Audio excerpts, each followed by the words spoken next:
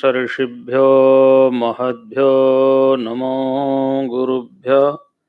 सर्वोपप्लवरहितः प्रज्ञानघनः प्रत्यगर्थो ब्रह्मैवाहमस्मि। ॐ शान्तिः शान्तिः शान्तिः। सच्चिदानन्दरूपाय विश्वोत्पत्त्यादिहेतवे तापत्रयविनाशाय श्रीकृष्णाय वयं नुमः। शङ्करं शङ्कराचार्यं केशवं बादरायणं सूत्रभाष्यकृतौ वन्दे भगवन्तौ पुनः पुनः। ईश्वरो गुरुरात्मेति मूर्तिभेदविभागिने व्योमवद्व्याप्तदेहाय दक्षिणामूर्तये नमः। ॐ शान्तिः शान्तिः शान्तिः। नेहाभिक्रमनाशोस्ति प्रत्यवायो न विद्यते स्वल्पमप्यस्य धर्मस्य त्रायते महतो भयात्। तो ये योग बुद्धि है ना, योग बुद्धि, इसके अभिक्रम का नाश नहीं है। योग बुद्धि और सांख्य बुद्धि तो हमने समझाई दी ना, है ना। तो अभिक्रम का नाश का अर्थ है इस पर जितना आप चलोगे उतना ही आपके काम आएगा, ये खत्म नहीं होगा। जैसे सकाम कर्म है, सकाम कर्म अपना फल दे करके समाप्त हो जाते हैं। अगर किसी कारणवश सकाम कर्मों ने फल नहीं दिया तो स्टोर रूम में जमा हो जाते हैं, चित्त में, है ना। चित्त में जमा होते, जब उनका समय आएगा तब वो फल देंगे। लेकिन ये जो योग बुद्धि है, आप योग बुद्धि को समझो, वो सारे कर्म जो हमारे चित्त की वृत्ति के निरोध के लिए किए जाते हैं, चाहे निष्काम कर्म कहो और चाहे उनको यम नियम आसन प्राणायाम प्रत्याहार धारणा ध्यान। और योग तो चित्तवृत्ति निरोध है। यम नियम आसन प्राणायाम प्रत्याहार धारणा ध्यान समाधि तो उस चित्त की वृत्ति के निरोध के लिए उपाय हैं। समझ गए ना, उपाय है ये। और योग का फल क्या है? तदा द्रष्टु स्वरूपे अवस्थान। दृष्टा की परिभाषा क्या दी योग दर्शन में? दृष्टा दृशी मात्र स्वरूपोपि प्रत्यानुपश्य। दृष्टा केवल दृशी मात्र, केवल ज्ञान मात्र है।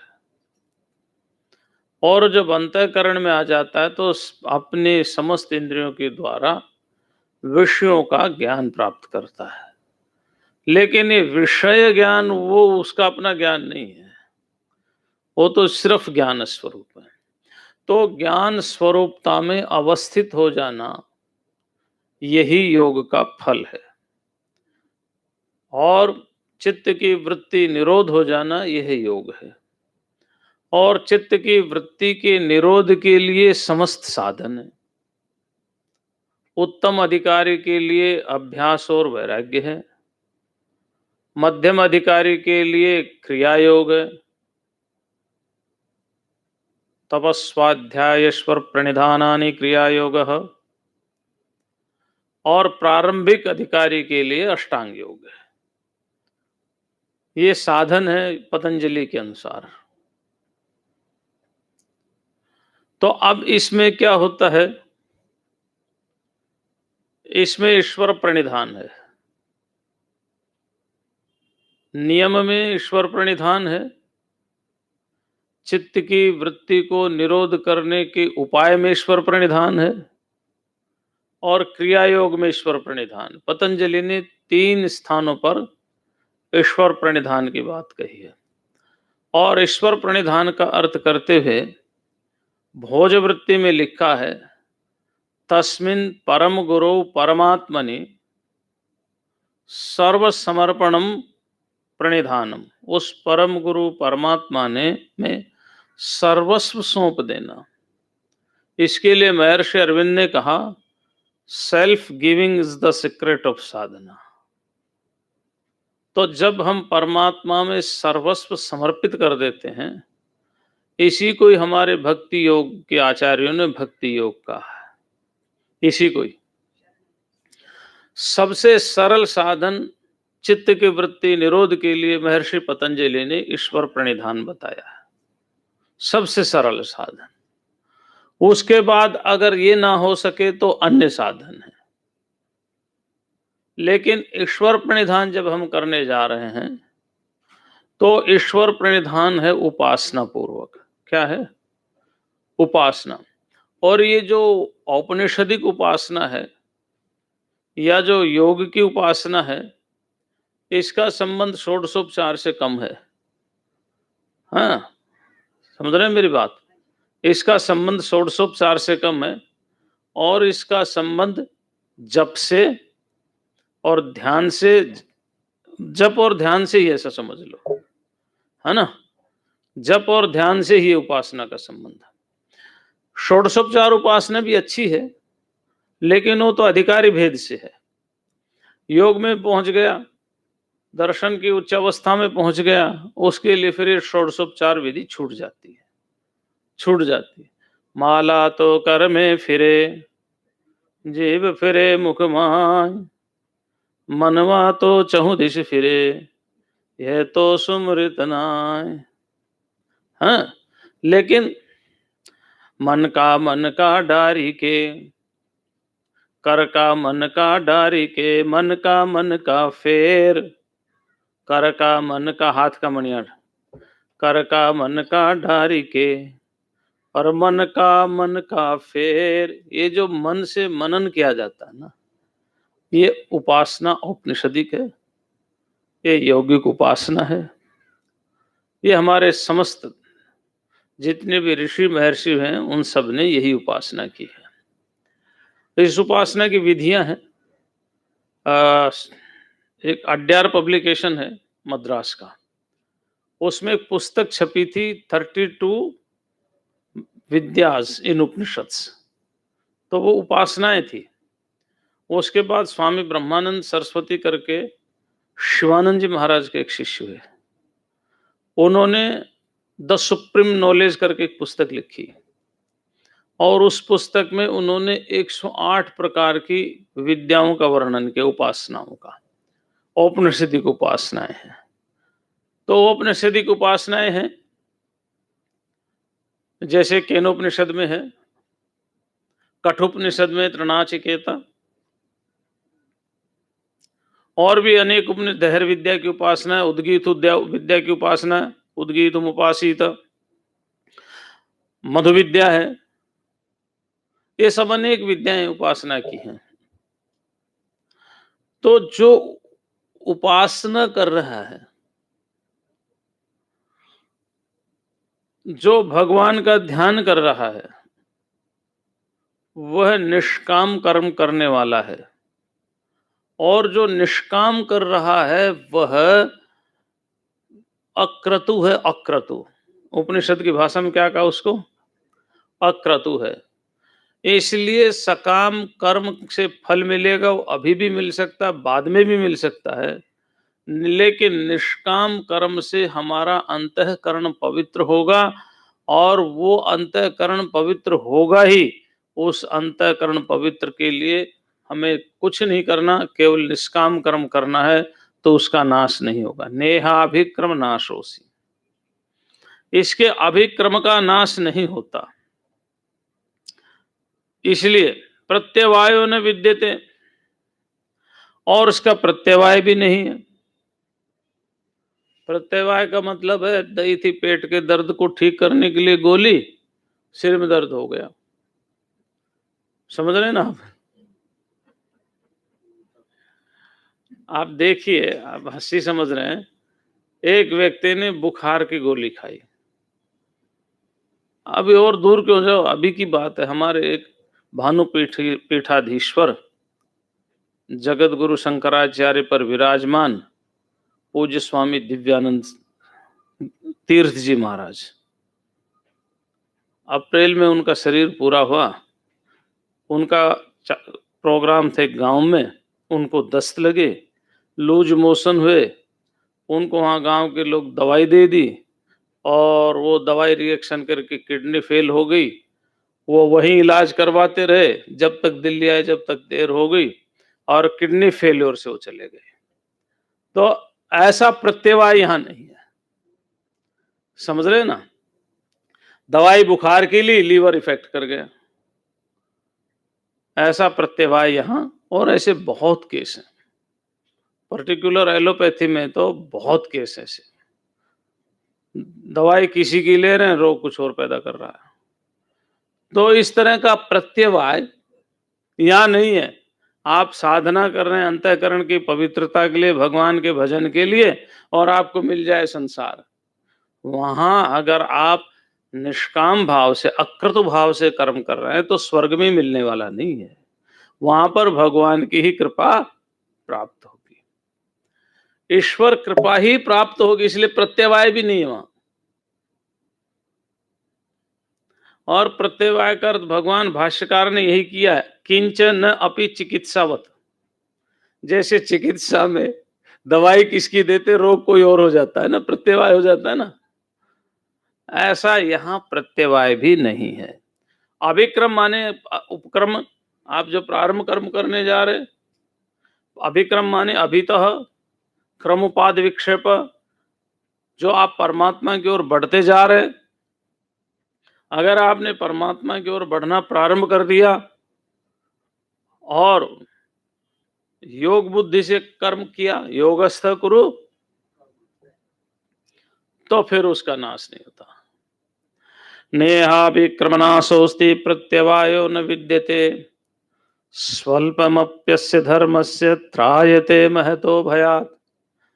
अच्छा भाई, एक बहुत सुंदर बात कही। हाँ, भगवान है ना, प्यारी प्यारी बातें कहते हैं। अगर थोड़ा सा भी इसका पालन कर लिया, थोड़ा सा भी, तो ये महान भय से छुटकारा दिला देता है। महान भय, सबसे बड़ा भय किसका है? मृत्यु का। योग दर्शन में सूत्र लिखा है, राग द्वेष अविद्या अस्मिता, राग द्वेष अभिनिवेश पंचक्लेश। तो ये 5 क्लेश बताए उन्होंने, अविद्या, अस्मिता, राग द्वेष और अभिनिवेश। तो अभिनिवेश के लिए सूत्र दिया, स्वर सवाही विदुषो भी तथा रूढ़ो अभिनिवेश। यानी बड़े बड़े विद्वानों को भी ये भय सताता रहता है, मृत्यु का, फियर ऑफ डेथ। मृत्यु का भय क्यों सताता है? इसलिए सताता है कि हम रहेंगे या नहीं रहेंगे। अपने अस्तित्व की अभाव की आशंका से सबको मृत्यु का भय सताता है, पता नहीं हम रहेंगे या नहीं रहेंगे। अरे भाई, वही बात यहां पूछ रहे हैं, अस्तिति एके नायम अस्तिति चैके। यही तो प्रश्न है नचिकेता का कि भाई मरने के बाद आत्मा का अस्तित्व रहता है या नहीं रहता। तो बड़े बड़े विद्वानों को भी ये भय सताता है। अगर एक बार ईश्वरार्पण हो गए तो भगवान ने प्रतिज्ञा कर रखी है, तेषाम अहम समुद्धरता मृत्यु संसार, प्रतिज्ञा है उनकी। इस प्रतिज्ञा को हम ना भूल पाए।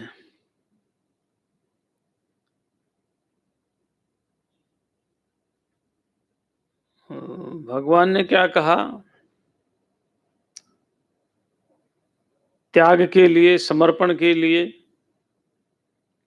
श्रेयो ही ज्ञानम अभ्यासात ज्ञानात ध्यानम विशिष्यते, ध्यानात कर्म फल त्याग त्यागात शांति। कर्म फल त्याग का मतलब ही अक्रतु है। उसका मतलब ही है परमात्मा की ओर अभिक्रमण। कर्म फल त्याग का अर्थ ही है भगवान के प्रति समर्पण। उसका अर्थ ही यही है। हम कर्म फल त्याग कर दें। देखो, कर्मों का त्याग किसी से होता नहीं। न ही कश्चित् क्षणमपि जातु तिष्ठत्य कर्मकृत कार्यते ह्यवशहि कर्मैः सर्वैः प्रकृतिर्गुणैः। कर्म तो हम करेंगे ही करेंगे, लेकिन कायेन वाचा मनसेन्द्रियैर्वा, जो भी हम कुछ करते हैं, करोमि यत्तत् सकलम परस्मै, जो भगवान को समर्पित कर दें, जो भी हम कुछ करते हैं, तो ये जो समर्पण भाव है, ये अभिक्रमण है परमात्मा की ओर, और यही योग बुद्धि है। देखो, सांख्य बुद्धि और योग बुद्धि में क्या अंतर है? सांख्य बुद्धि तत्व का निश्चय है, तो तत्व के निश्चय में हो सकता है कहीं थोड़ा बहुत संदेह हो जाए तो हम बैक कर सकते हैं, जब तक हमें पूर्ण रूप से निश्चय नहीं हो जाता, यानी तत्व ज्ञान प्राप्त नहीं हो जाता, तब तक केवल किताब के ज्ञान के आधार पर थोड़ी ऊंची अवस्था जाने पर भी हम बैक गियर ले सकते हैं, है ना। मैं उस महापुरुष की बात नहीं कर रहा जिन्होंने साक्षात्कार कर लिया, लेकिन जिनका साक्षात्कार नहीं हुआ है, थोड़ा बढ़ गए हैं, और कई बार विपत्ति आने पर वो थोड़ा बैक गियर ले सकते हैं। लेकिन ईश्वरार्पण जो व्यक्ति है, वो तो क्या कहता है कि प्रभु, मृत्यु भी आप हैं और अमृत भी आप हैं, सुख भी आपकी कृपा से मिल रहा है और दुख भी आपकी ही कृपा से मिल रहा है, इसलिए जो कुछ है सब आपको सौंप दिया। तो वो अभिक्रम जो होता है परमात्मा के समर्पण के भाव से, उसमें प्रत्यवाय नहीं होता, उसका विपरीत परिणाम नहीं आता है। और जब नहीं आता है तो थोड़ा सा पालन करेंगे तो भी एक बहुत आनंद की अनुभूति होगी, बहुत आनंद की अनुभूति होगी। चलिए अगला श्लोक चलते हैं। व्यवसायात्मका बुद्धिरेके है कुरुनंदन, बहुशाखा ह्यनंताश्च बुद्धयो व्यवसायिनाम। हे कुरुनंदन, कौरव, कुरुनंदन माने कौरव,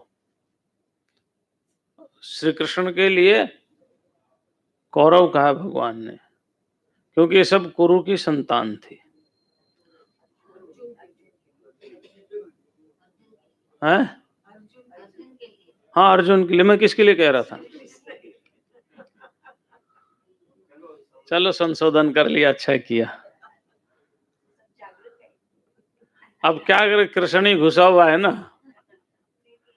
तो वही देखो, करेला खाएगा तो करेले जैसी डकार आएगी, और मीठा खाएगा तो मीठे जैसी डकार आएगी, है ना। तो पहले के श्लोक में भगवान कृष्ण कृष्ण कर रहे थे ना। तो कुरु एक राजा हुए, और कुरु राजा जो थे वो कुरुक्षेत्र में, जहां भी कुरुक्षेत्र है ना, इसमें हल चला रहे थे, और वैसे ही मुट्ठी बंद कर रखी थी। और हल आपने कभी चलाते देखा? हल, खेत बैलों का हल है, चलाया है ना। तो हल जो ऐसे ये होता है, फिर ऐसी डंडी होती है, उसके ऊपर अनाज गिरने के लिए खाली बांस की पोरी होती है, उसके ऊपर जैसे आप तेल छानते हो ना, ऐसा एक वो लगा रहता है ना। तो एक किसान अपने यहाँ पर वो रखता है, उसमें से अनाज लेता है और उसको ऐसे करता है। अच्छा कि आपने चलाया, मैंने भी चलाया है, लेकिन हमने ऊंट का चलाया, ऊंट का। राजस्थान में है ना, बैल का भी था, नागौरी बैल थे हमारे पास। हमारे यहाँ घर में नागौरी बैल थे, बहुत बड़े बड़े ऊंचे हट्टे कट्टे। तो चलाया बैल का भी है, पर हमने दोनों का चलाया।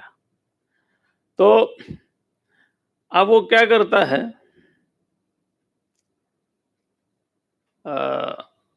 वो राजा कुरु खाली मुट्ठी है, कुछ नहीं उसके पास, और ऐसे बीज वपन कर रहा है। उसको कई साल हो गए लगातार करते करते। तो भगवान प्रकट हो गए। उन्होंने कहा भाई क्या कर रहे हो? वो कहने लगे मैं इसमें बीज वपन कर रहा हूं। किसके? बोले दया के, करुणा के, प्रेम के, स्नेह के, समता के। ये सब दैवीय गुण काउंट कर गिनाने लग गए वो। तो बोले हाथ में तो कुछ नहीं है। बोले ये तो अमूर्त है ना चीजें, इसलिए हाथ में बीज नहीं है। तो बोले अमूर्त है तो इसमें पैदा कैसे होंगे? बोले ये भगवान करेंगे, मेरा काम है मैं कर रहा हूं, और मैं भगवान को समर्पित होकर कर रहा हूं, आगे भगवान करेंगे। तो भगवान प्रकट हो गए और कहने लगे आपकी इस भावना से आपके राज्य में कभी किसी से द्वेष नहीं होगा, कभी विषमता नहीं होगी, सब में प्रेम स्नेह ये सब बना रहेगा। तो इसलिए वो कुरुक्षेत्र कहलाया। इसलिए उसके लिए क्या कहा? धर्म क्षेत्र। नहीं, वहां तो युद्ध हो रहा है, धर्म कहाँ हो रहा है? पर युद्ध भी धर्म है ना। तो उसी कुरु की ये सारी की सारी संतान है। इनके वंश में और भी बहुत बड़े बड़े राजा हो गए हैं जिनके नाम से इनके वंश चले। तो उसी कुरु की संतान ये भीष्म पितामह आदि, शांतनु, शांतनु से पहले अपने दुष्यंत, ये सब उसी की संतान है। ये सब दुष्यंत की परंपरा में ना। दुष्यंत के भरत हुए है ना। तो उसको लिए कहते हैं कुरुनंदन। एक इह बुद्धि व्यवसायत्मिका। यह माने यहां, एक बुद्धि व्यवसायत्मिका, एक ही बुद्धि है। व्यवसायत्मिका माने निश्चय वाली। निश्चय का अर्थ कौन सा? जिसका पर्यवसान परमात्मा में होता है। निश्चय तो हम कर लेते हैं, लेकिन निश्चय तो संसारिक भी हो जाता है। भाई हमें निश्चय करना है, हमें इस स्वर्ग के लिए ज्योतिष्टोम करना है, तो ज्योतिष्टोम ही करेगा। फिर वो कितना भी उसको भगवान का उपदेश तो नहीं करेगा, क्योंकि उसका कामना युक्त हो गया। तो यहाँ निश्चय का अर्थ है निश्चयात्मका बुद्धि। यह निश्चयात्मका बुद्धि का है परमात्मा पर्यवसान, जिसका पर्यवसान परमात्मा में। पर्यवसायात्मिका बुद्धि, निश्चयात्मिका बुद्धि, केवल और केवल जो आत्मा को ही जानना, ऐसा जिसने निश्चय कर लिया है। तो ऐसी बुद्धि तो एक ही होती है। व्यवसायत्मिका बुद्धि रेके है कुरुनंदन। हे कुरुनंदन, व्यवसायत्मिका बुद्धि है वो एक ही है। अब देखो यहां जो भगवान उपदेश दे रहे हैं, ये उपदेश जो है ये कर्म योग के क्षेत्र में दे रहे हैं। कर्म योग के क्षेत्र में निष्काम कर्मता के लिए, उसी में ही ये योग बुद्धि की बात कही। योग बुद्धि की उसी की बात कही ना।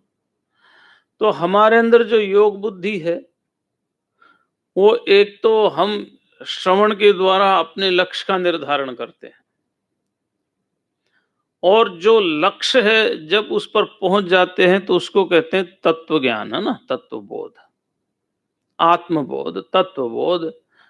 लेकिन जब तक नहीं पहुंचते तब तक के लिए हमें उसका श्रवण करना चाहिए। जैसे हम यहां से दिल्ली जाना चाहें तो पहले दिल्ली के बारे में हम जानना चाहते हैं, कहाँ है, कैसे जाया जाता है, कैसे पहुंचा जाएगा, कैसी दिल्ली है, क्या है। ये तो हो गया लक्ष्य बोध।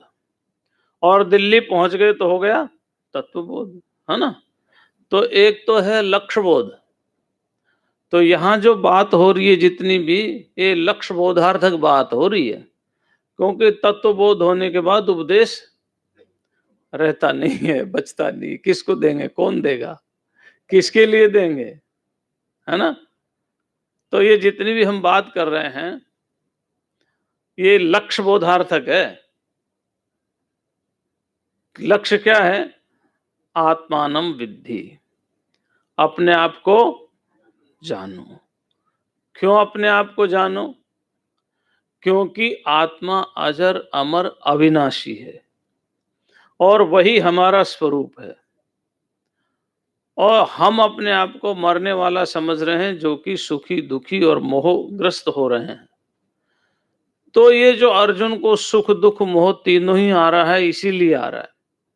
तो ये जो भगवान का उपदेश है अर्जुन को, हो सकता है अर्जुन को तत्व ज्ञान निश्चय हो गया हो, लेकिन कोई प्रतिबंधक से मोह आ गया हो। ऐसे दिव्य महापुरुष के बारे में हम क्या कह सकते हैं? लेकिन यहां तो उपदेश इसीलिए दिया जा रहा है। जब हम व्यवसायत्मिक का बुद्धि कहेंगे तो बुद्धि की दौड़ कहां तक है? बुद्धि कहां तक दौड़ सकती है? बुद्धि तो बंद हो जाएगी, समाधि में ही बंद हो जाती है। सविकल्पक समाधि, निर्विकल्प समाधि है। सविकल्प के भी भेद हैं, विचारानुगत, अस्मितानुगत, वितर्कानुगत, आनंदानुगत। इसके भी फिर विचारानुगत के भी सविकल्प निर्विकल्प से भेद हैं। उसमें भी फिर धर्म में एक समाधि है, उसमें भी सबीज और निर्बीज समाधि है। ये मैं समाधियों के भेद गिनाने के लिए नहीं कह रहा, मैं ये कह रहा हूं कि बुद्धि की गति तो बंद हो जाती है, मन की गति बंद हो जाती है। तो बुद्धि व्यवसायत्मिक का अर्थ इतना ही है, बुद्धि आपको द्वार पर ले जाकर के खड़ा कर देती है। समझ गए ना? क्योंकि बुद्धि से ही उसका निश्चय होता, बुद्धि से ही ग्रहण होता है, और वो बुद्धि को ही शक्ति दे रहा है, बुद्धि को ही, मन को ही शक्ति दे रहा है, जिससे मन और बुद्धि कार्य कर रहे हैं। तो यहाँ व्यवसायत्मिक का बुद्धि कहा है, वो व्यवसायत्मक का बुद्धि के अर्थ है कि आत्मज्ञान के पर्यवसान तक जो बुद्धि रहती है, उसका पर्यवसान बुद्धि का आत्मबोध में होता है। तो निश्चय का मतलब, निश्चय का अर्थ यहां क्या हुआ कि जिसका पर्यवसान आत्मबोध में हो जाए, ऐसी बुद्धि एक ही होती है। निश्चयात्मिका बुद्धि एक ही होती है, और बहुशाखा ह्यनंताश बुद्धयो अव्यवसायी नाम। जो अव्यवसायी है, व्यवसाय करते हैं, व्यापार से नहीं है, जो सोचते हैं कि कामनाओं की पूर्ति के लिए अब ये कर्म करूं, अब ये कर्म करूं, अब ये कर्म करूं, अनेक प्रकार के कर्म जो करते रहते हैं, अनेक प्रकार के कर्म जिनका निश्चय नहीं है, निश्चय नहीं कि क्या करना है और क्या नहीं करना। तो हमारी जो बुद्धि है मुख्य रूप से, एक तो कर्तृत्व बुद्धि है, एक कर्तृत्व और भोक्तृत्व बुद्धि है, एक ना कर्तृत्व है और ना, जो कर्तृत्व और भोक्तृत्व बुद्धि है उसके लिए अव्यवसायत्मक का शब्द का प्रयोग किया है। उसके लिए जो अपने आप को कर्ता और भोक्ता मान करके अनेक प्रकार के कर्म कर रहा है और इंद्रियों में बैठ करके अनेक प्रकार के विषयों का सुख ले रहा है, तो ये जो कर्तृत्व भोक्तृत्व बुद्धि है, उसके लिए अव्यवसायत्मक का शब्द का प्रयोग है, उसी के लिए। और जो ना कर्तृत्व है ना भोक्तृत्व है ना, ऐसी बुद्धि, वो व्यवसायत्मिक बुद्धि है, क्योंकि उसका तो एक ही निश्चय है। और जो कर्तृत्व बुद्धि है लेकिन भोक्तृत्व नहीं है, वह योग बुद्धि है। योग में उपासना कर्तृत्व है, योग में उपासना कर्तृत्व है, और सांख्य में न भोक्तृत्व है न कर्तृत्व है, यानी ज्ञान में, सांख्य माने ज्ञान, और संसार में कर्तृत्व भी है और भोक्तृत्व भी है। तो जो कर्ता भोक्ता के रूप में अपने आप को स्थापित कर रहा है, ऐसा कर्ता और भोक्ता के रूप में स्थापित करने वालों की बुद्धि अव्यवसायत्मिका होती है, अनिश्चयात्मिका होती है। अर्थात वह परमात्मा पर्यवसान पर्यंत काम नहीं करती। वह तो संसार की तरफ काम करती है और संसार में भी काम करने के बाद अनेक भोग और ऐश्वर्यों का चाहती है। ये भी मिल जाए, ये भी मिल जाए, ये भी मिल जाए, है ना।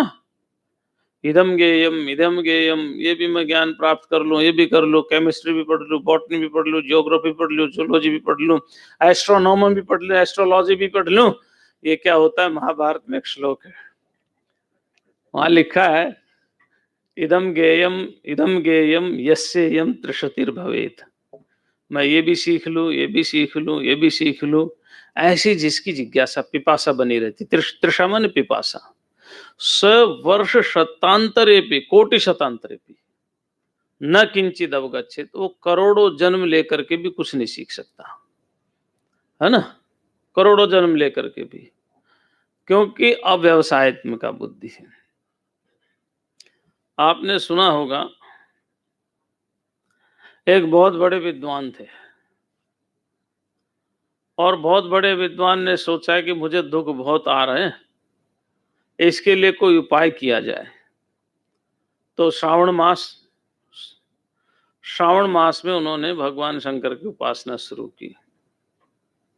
थोड़े दिन तो की, फिर उन्होंने सोचा कि शिव जी की उपासना कर, विष्णु की करते तो विष्णु की, राम की, कृष्ण की।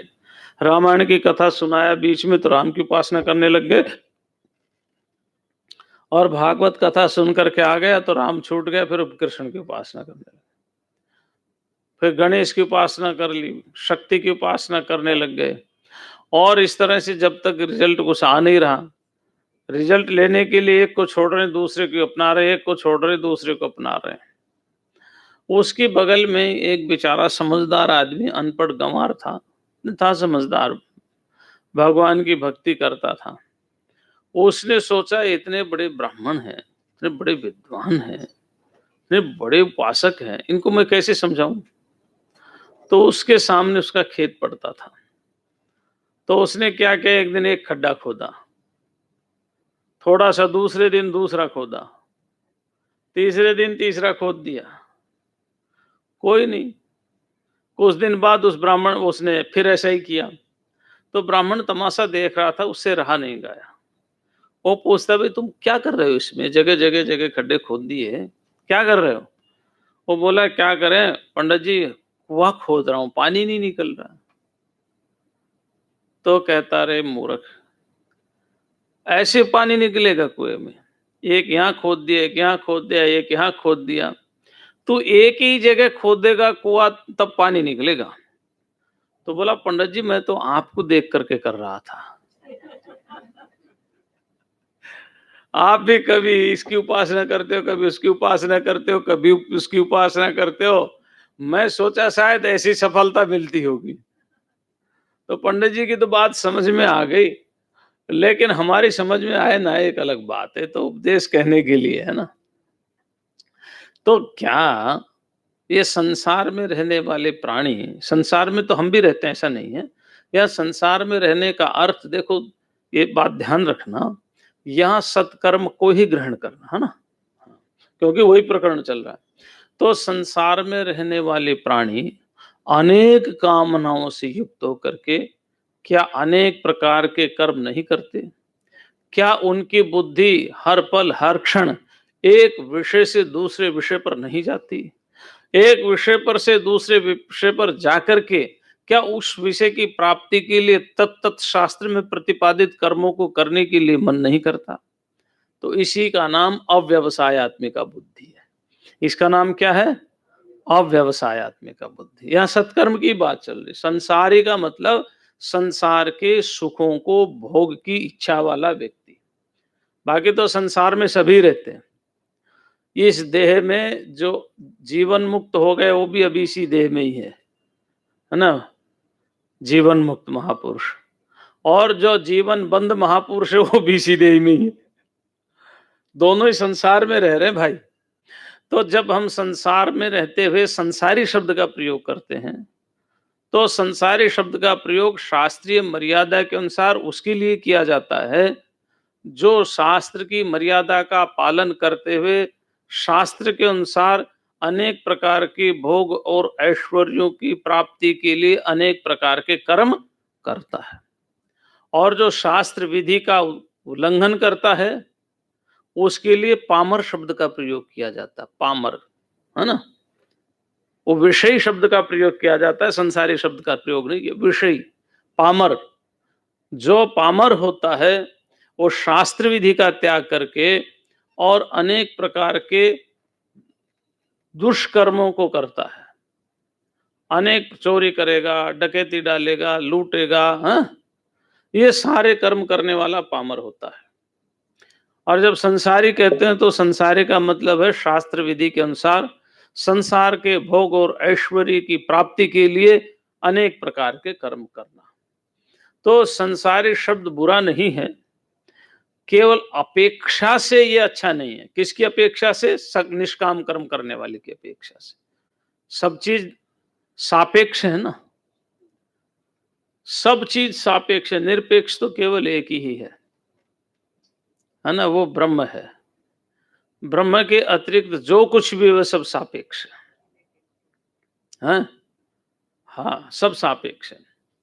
तो अपेक्षा से वो ठीक अच्छा नहीं है। अपेक्षा से, निष्काम कर्म करने वाले की अपेक्षा से। हम कई बार क्या होता है कि हम वेदांत सुन सुन करके ना, एक बड़ी भारी समस्या है, हम क्या कहते हैं, संसारी है, ये तुच्छ है, ये हीन है, पता नहीं हम क्या क्या कल्पना कर लेते हैं। ये कल्पना करने का हमें कोई अधिकार नहीं होता। ये सारा का सारा अधिकार परमात्मा को है, किसको कैसा समझ करके कौन सा फल देना है, ये उसी को ही है। तो इसलिए जब हम यहाँ अव्यवसायत्मिका बुद्धि कहें, संसारी बुद्धि कहें, तो उस संसारी अव्यवसायत्मक बुद्धि का यहाँ केवल सत्कर्म से अर्थ है, जो शास्त्र के द्वारा प्रतिपादित कर्म कर रहा है, लेकिन बुद्धि निश्चय नहीं कर रही, हर विषय के लिए, हर ऐश्वर्य के लिए कर्म करता ही जा रहा है निरंतर। तो ऐसे जो कर्मी हैं उनकी बुद्धि अव्यवसायत्मिका होती है। और जो ईश्वरार्पण भाव से, योग बुद्धि, ध्यान रखना ना, ईश्वरार्पण भाव से जो कर रहा है, वो चाहे ईश्वर की उपासना सविशेष निराकार की करे या सविशेष साकार की करे, है ना,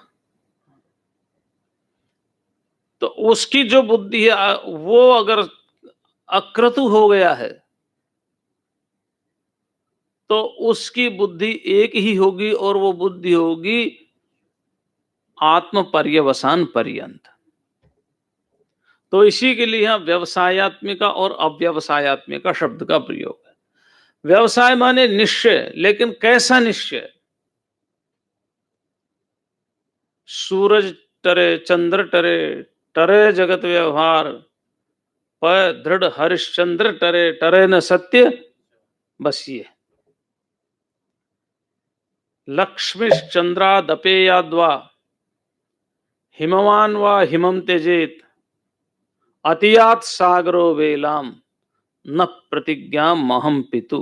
ये रामचंद्र की जैसे प्रतिज्ञा है, ऐसी हमारी भी बुद्धि एक निश्चय हो जाए, कितना भी कुछ कष्ट उठाना पड़ जाए।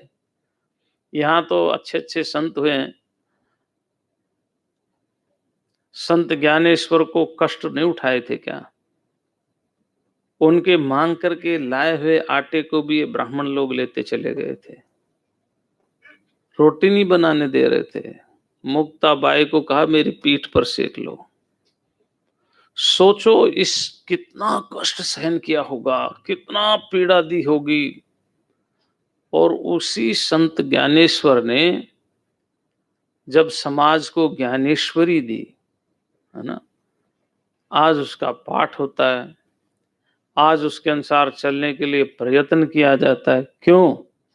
क्योंकि निश्चयात्मिका बुद्धि, आत्म तत्व पर्यवसान तक। खैर, हम महापुरुषों के जीवन में जाएंगे तो बहुत लंबा हो जाएगा, अगला श्लोक व्याख्या कर देते हैं। तो महापुरुषों का जीवन बहुत प्रेरणादायक होता है, बहुत मन को परिवर्तित कर देता है, पवित्र करता है, पवित्र। यामिमां पुष्पितां वाचं प्रपदन्त्य विपश्चितः वेदवादरतः पार्थ नान्यदस्तीति वादिनः। एक बार हमको किसी ने मोक्ष की हम व्याख्या कर रहे थे, तो बोले महाराज मुक्ति में वो अकेला ही रहता है, अकेला ही रहता, फिर क्या करता है वो, कैसे मन लगता होगा उसका। हमने कहा वहां मन रहता ही नहीं, मन नहीं रहता तो फिर क्या खाता होगा वो, है ना। क्या खाता होगा, कैसे रहता होगा, अकेले का मन कैसे लगता होगा मोक्ष में। तो वो यहां बात है, पुष्पिताम वाचम याम इमाम पुष्पिताम वाचम अविपश्चितः प्रवदन्ति। एक बगीचा है, उद्यान है, उस उद्यान में तरह तरह के फूल खिले हुए हैं। जो तरह तरह के फूल खिले हुए, कहीं चंपा के, कहीं चमेली के, कहीं जूही के, है ना, अनेक प्रकार के फूल खिले हुए। उन फूलों को देख करके वो प्रसन्न हो रहा, हा हा कितने प्रकार के रंग बिरंगे फूल हैं। और ये भगवान की लीला, प्रकृति के जो प्राकृतिक फूल होते हैं ना, बड़े प्यारे होते हैं। आज तो आर्टिफिशियल फूल भी ऐसे आ गए, है ना। तो हम जो ओरिजिनल फूलों को कहते हैं, it is as original as artificial, ऐसा बोल देते नहीं, है ना। पहले ऐसे कहते it is as artificial as original, अब उल्टा बोलने लगे, इतना सुंदर ओरिजिनल, आर्टिफिशियल फ्लावर आने लग गए। लेकिन जो प्रकृति का सौंदर्य है, प्रकृति में जब जाते हैं तो बहुत सुंदर लगता है, बहुत सुंदर लगता है। जो फूलों की घाटी, वैली ऑफ फ्लावर, हाँ, फूलों की घाटी कितनी ऊंचाई पर है, और इतनी ऊंचाई पर पूरा के पूरे फूल ऐसे सजे हुए लगते हैं जैसे प्रकृति ने अपना श्रृंगार किया हो।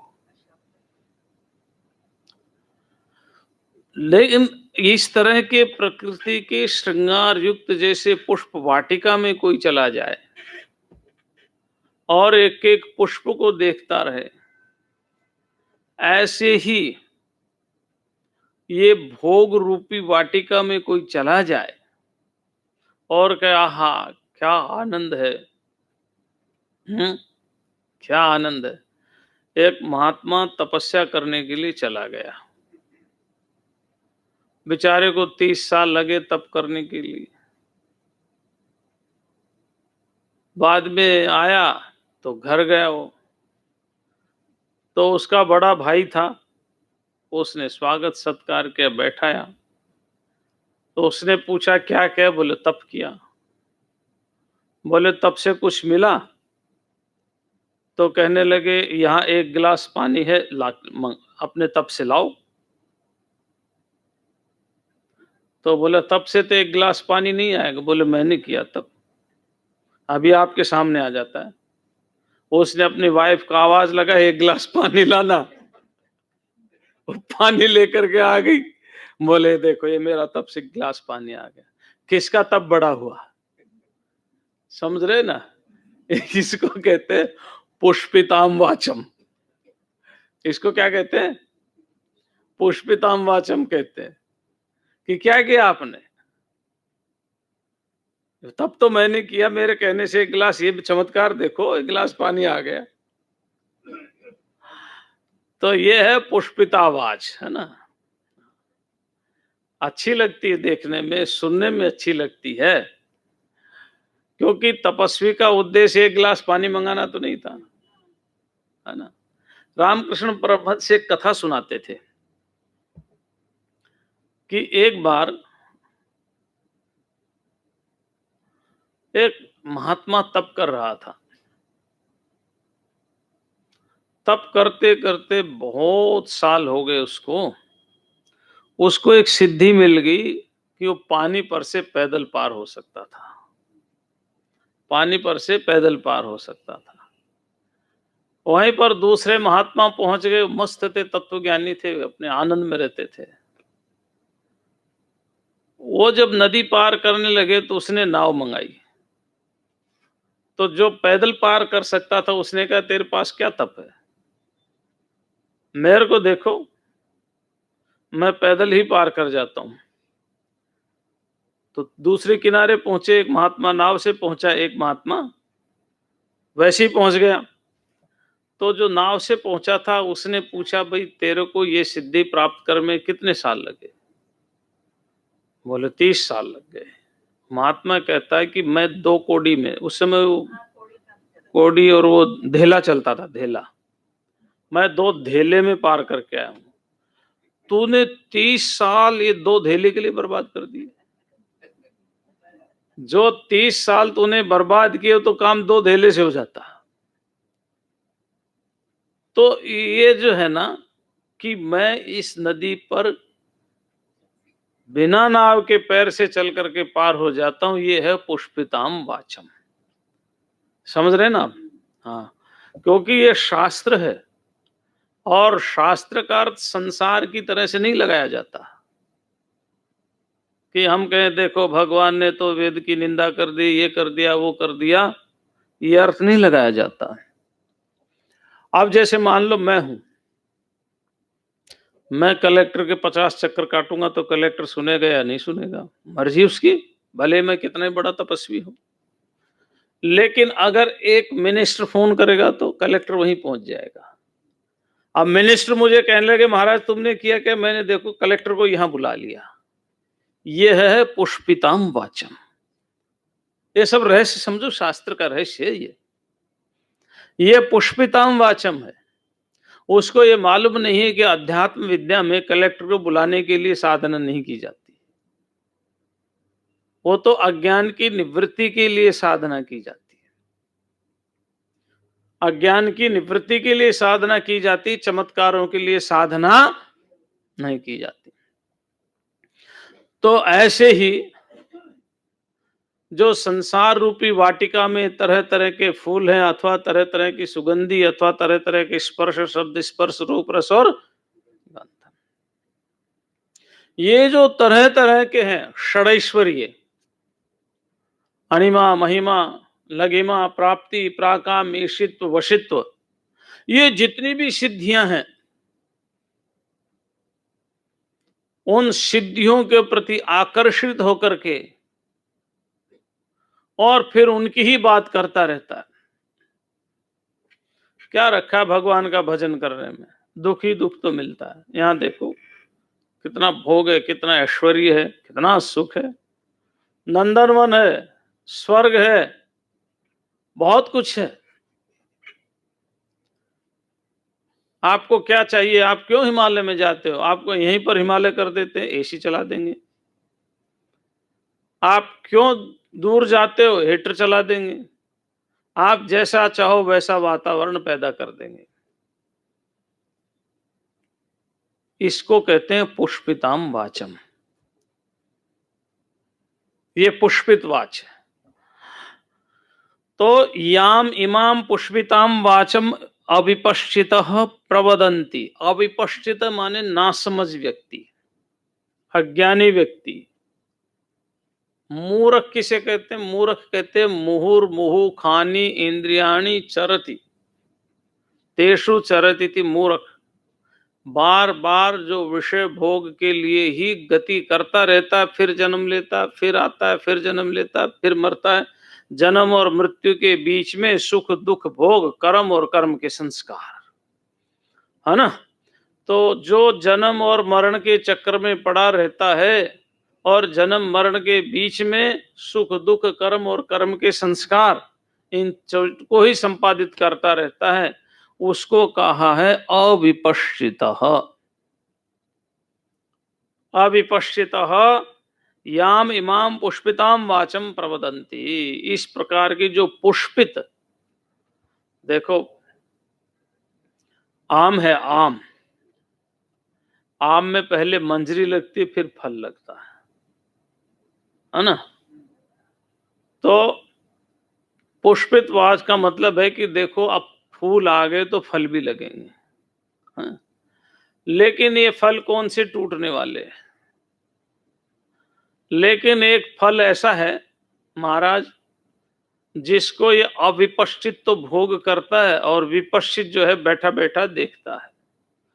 जब बीमार होता है तो कहता है कि हमने मना किया था ना मत खाओ, तब वो कहता अच्छा होता अगर मैं नहीं खाता। तो ये जो अपुष्पित लोग हैं ये ऐसे ही अविपश्चित लोग हैं, ये ऐसे ही पुष्पित वाणी का प्रयोग करते हैं। पुष्पित वाणी माने ऐसी मीठी बात बोलेंगे कि जो संसार के भोग और ऐश्वर्य की तरफ हमें ले जाने वाली हो। वेदवाद रता पार्थ नान्यदस्तीति वादिनः वेदवाद रता, और ये वेदों के उन्हीं वाक्यों को ढूंढ ढूंढ करके लाएंगे जिन वाक्यों से कामनाओं की। अच्छा एक बात है, ईमानदारी से बताना, पुरुष सूक्त ज्यादा याद है लोगों को या स्त्री सूक्त ज्यादा याद है ना? क्यों? श्री सूक्त में सब कुछ मांगा गया है, मांगा गया ना, इसलिए वो ज्यादा याद है। तो सबको कामनाओं के मंत्र ज्यादा याद है। एक बार एक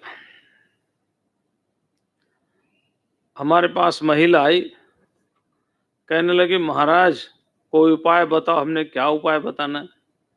बोले ऐसा उपाय बताओ कि मेरा पति मेरी ही बात माने। तो हमने कहा भाई ये तो उपाय हमें नहीं मालूम। तो बोले मेरे को एक महात्मा ने मंत्र दिया है। क्या मंत्र दिया? बोले पतिम वशम कुरु कुरु कुरु कुरु, है ना? तो उसको याद था। अगर हम उसको कह देते राम राम राम राम बोलो तो याद नहीं होता। समझ रहे आप? क्योंकि हम राम का प्रयोग साधना के लिए करवाते और उसने वो वश में कामना के लिए करवाया।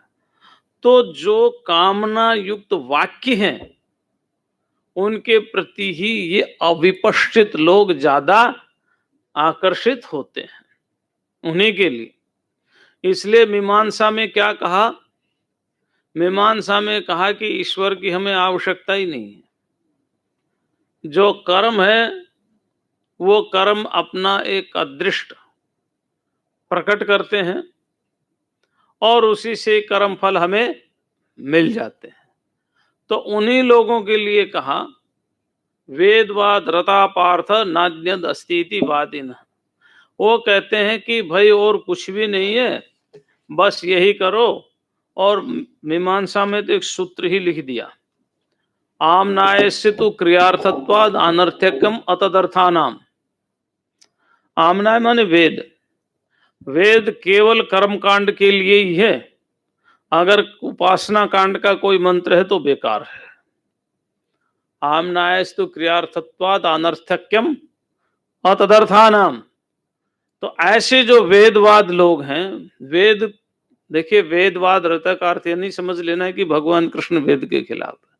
वो उस अविपश्चित लोगों की बात कर रहे हैं जिनकी ना सांख्य में बुद्धि है और ना योग में बुद्धि है। तो सांख्य और योग से विरहित, सांख्य और योग से विगत, सांख्य और योग से रहित जिसकी बुद्धि है, ऐसे बुद्धि केवल भोग और ऐश्वर्य पर वाक्यों पर ही ज्यादा ध्यान देता है। शेष कल, आज इतना ही। ओम शांति शांति शांति।